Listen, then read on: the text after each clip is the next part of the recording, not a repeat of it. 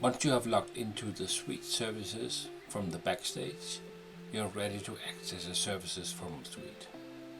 Let's assume you are planning to roll out fiber coverage in an area. You have already mapped the planned fiber optic lines. Now you wonder what type of housing and addresses you can connect to in this area. Using the Precisely Cloud add-in, you can request data from multiple datasets near your existing data.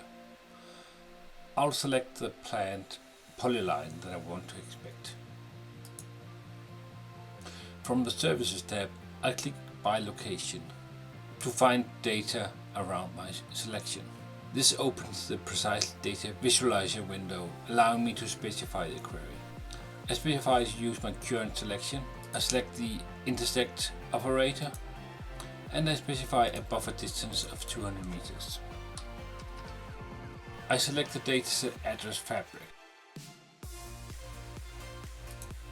and I check the columns that are brought over.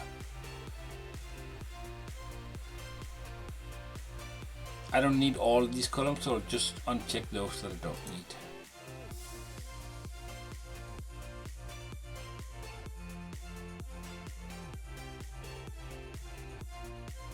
I also want the building footprint.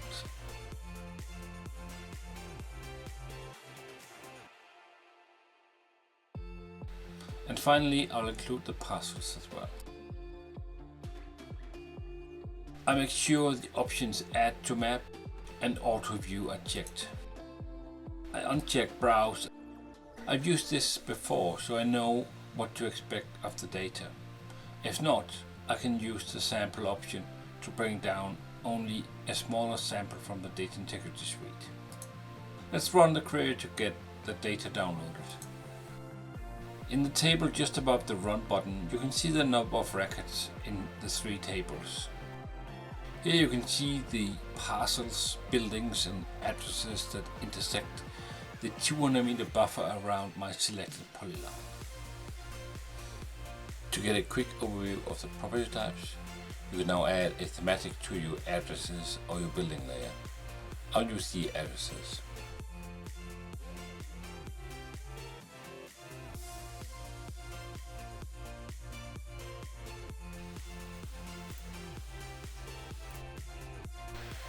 From the legend you can quickly determine the number of property types you have in your address data. Instead of using the planned fiber optic lines, you can also use your project area as input to the APIs.